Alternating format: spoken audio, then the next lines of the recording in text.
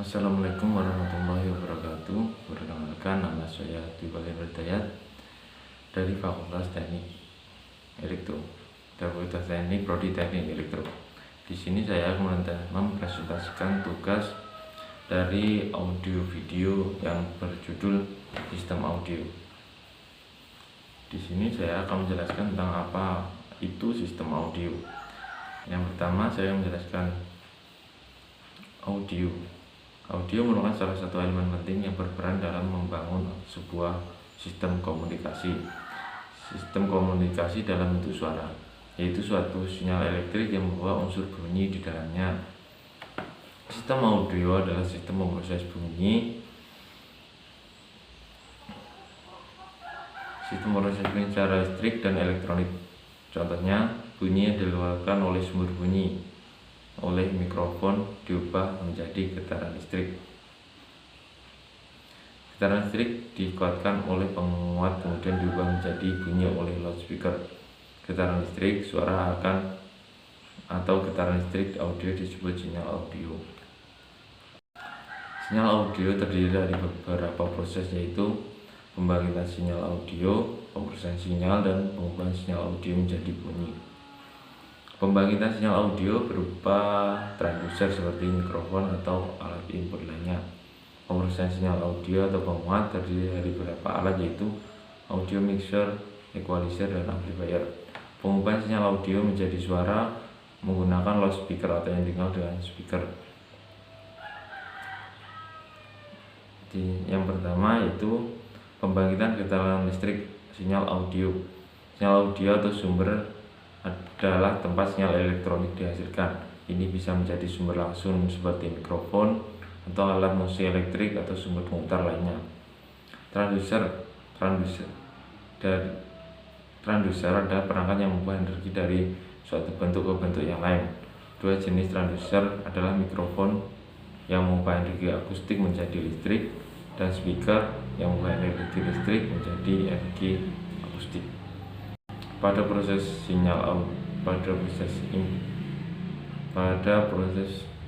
pembangkitan getaran listrik ini menggunakan transducer berupa mikrofon. Mikrofon merupakan salah satu transducer yang dapat mengubah getaran suara menjadi getaran listrik. Mikrofon merupakan salah satu sumber pokok dan merupakan input studio rekaman suatu produksi. Jadi mikrofon dapat merubah gelombang suara menjadi gelombang listrik. Cara kerja mikrofon yaitu gelombang suara yang menabrak sebuah membran plastik tipis yang disebut diafragma, sehingga diafragma tersebut bergetar. Sebuah kumparan kawat kecil atau voice coil ditempelkan pada bagian belakang diafragma dan sama-sama ikut bergetar juga ketika diafragma bergetar. Yaitu apabila kita mengeluarkan suara atau mengeluarkan gelombang suara di dekat mic, itu menggetarkan diafragma yang kemudian ikut juga menggetarkan voice coil atau kumparan besi tadi. Voice coil dikelilingi oleh medan magnet yang tercipta oleh sebuah magnet permanen kecil. Pergerakan voice coil di medan magnet ini akan mengakibatkan terbentuknya sinyal elektrik, yaitu sinyal listrik yang kemudian dikirim ke pemproses selanjutnya. Bagian pemrosesan sinyal audio atau penguat. Bagian pemrosesan adalah tempat sinyal dimanipulasi, yaitu untuk menguatkan sinyal yang dikeluarkan oleh pembangkit sinyal menjadi sinyal yang lebih kuat yang kemudian berubah menjadi bunyi oleh loudspeaker. Terdapat beberapa alat yang berfungsi dalam memproses sinyal audio, yaitu audio mixer, equalizer, dan amplifier. Yang pertama, audio mixer adalah sebuah peralatan sound yang digunakan untuk mencampur dua atau lebih dari channel audio input yang menjadikan satu kesatuan sistem penyuaraan yang utuh. Contoh itu seperti pada grup band, itu kan menggunakan input masing-masing seperti suara drummer, gitaris, terus sama vokal, itu kan inputnya sendiri-sendiri. Jadi pada audio mixer ini dicampurkan untuk menjadi suara yang utuh menjadi suara lagu yang enak didengar. Mixer audio menerima berbagai sumber suara, biasanya dari mikrofon, alat musik, CD player, tape deck, atau DAC. Dari sini dengan mudah dapat dilakukan pengaturan level masukan dan keluaran mulai dari yang sangat lembut sampai yang keras. Audio mixer sebagai jantung dari sistem audio. Terdapat fitur-fitur dalam audio mixer ini. Yang pertama adalah gain. Fitur lain yang tak kalah penting dalam mixer adalah gain. Untuk fungsi mixer audio saat ini untuk menentukan berapa besar tingkat sensitif input yang akan diterima oleh mixer. Dapat dikatakan gain ini akan berfungsi untuk mencari headroom, level sinyal, atau mencari sinyal dengan level yang terbaik. Yang kedua adalah equalizer. Fungsi ini untuk mengatur tone atau karakter suara sehingga akan mampu untuk menghasilkan modifikasi terhadap suara yang masuk pada channel. Yang ketiga adalah PAD. PAD memiliki fungsi untuk mengurangi adanya gain input dari minus 20 dB hingga minus 30 dB. Yang keempat adalah plus 48 volt phantom power. Ini adalah sebuah tombol yang berfungsi untuk menambahkan daya listrik sebanyak 48 volt pada mixer audio. Phantom power tersendiri juga kerap kali digunakan sebagai peralatan yang membutuhkan daya listrik tambahan. Selanjutnya adalah equalizer. Equalizer adalah filter perangkat lunak atau perangkat keras yang digunakan untuk menyesuaikan kenyaringan frekuensi tertentu. Fungsi utama equalizer audio adalah menyeimbangkan rentang frekuensi output yang berasal dari mesin konsol atau audio mixer yang tadi dijelaskan, yang dimaksudkan dalam frekuensi tone atau yang diperlukan. Equalizer itu ada dua jenis equalizer, yaitu parametric equalizer, graphic equalizer. Dari fungsinya itu sama, cuman dari bentuknya saja. Kalau parametric equalizer yang berfungsi sebagai tone control dan amplifier combo, tampak tunernya menggunakan potensiometer, jadi diputar. Sedangkan graphic equalizer secara fungsi lebih spesifik, tersedia mulai dari yang paling praktis 5 bands hingga spesifik 31 bands. Tampak tunernya menggunakan potensiometer geser agar lebih mudah untuk mengetahui level tuningnya karena asumsinya lebih spesifik dan memiliki banyak bands. Dan ada manfaat dari equalizer sendiri, yaitu membuat suara audio lebih enak didengar, detail dan sesuai dengan musik yang diputar. Jadi tidak terlalu jauh lah suaranya. Memperpanjang usia speaker karena speaker hanya akan bekerja sesuai dengan frekuensi yang tepat, tidak mengalami overload. Speaker tidak bisa dibuat mampu mengadaptasi seluruh range frekuensi dengan baik. Jadi menyesuaikanlah daya atau kekuatan slot speaker itu sendiri.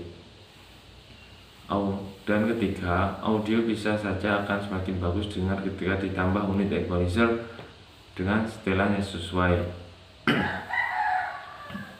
Yang ketiga, selanjutnya adalah amplifier. Amplifier adalah sebuah perangkat yang mengambil sinyal dari penguat sinyal output, yaitu menguatkan amplitudenya. Amplifier dapat meningkatkan sinyal audio yang berbentuk analog dari sumber suara kecil sebagai input yang menjadi lebih besar untuk outputnya. Amplifier di sini untuk memperbesar amplitude atau memperbesar suara tadi yang berasal dari inputnya mikrofon dan yang diolah oleh audio mixer dan equalizer. Kemudian pada amplifier ini suaranya dikuat atau diperbesar. Fungsi-fungsi dari amplifier itu untuk menguatkan suara. Sebagai penguat suara, amplifier ini memiliki kemampuan untuk menguatkan sinyal audio. Sinyal dikuatkan tersebut kemudian dikeluarkan melalui adanya gelombang suara yang ada pada loudspeaker. Yang kedua, mengatur karakteristik suara. Fungsi selanjutnya adalah untuk mengatur karakteristik audio yang dikeluarkan seperti balance, treble, volume, middle, dan bass. Dengan begitu karakteristik suaranya bisa diubah sesuai yang Anda inginkan. Yang ketiga adalah menyesuaikan suara output. Fungsi terakhir dari amplifier adalah untuk menyesuaikan outputnya atau suara keluarannya. Amplifier dapat membuat sinyal output menjadi mirip dengan sinyal suara input. Hal ini karena amplifier terdapat komponen pre-amp. Jadi suaranya seperti suara asli yang pada inputan tadi, tidak terlalu mengalami banyak perubahan gitu. Bagian terakhir adalah pengubahan sinyal audio menjadi suara atau bagian keluaran. Pada sini menggunakan transducer berupa loudspeaker. Bagian keluaran adalah bagian akhir di mana sumber suara yang telah menjadi energi dari penguat amplifier tadi kemudian dirubah menjadi gelombang suara seperti semula oleh pengeluaran suara atau speaker sehingga dapat didengar oleh manusia.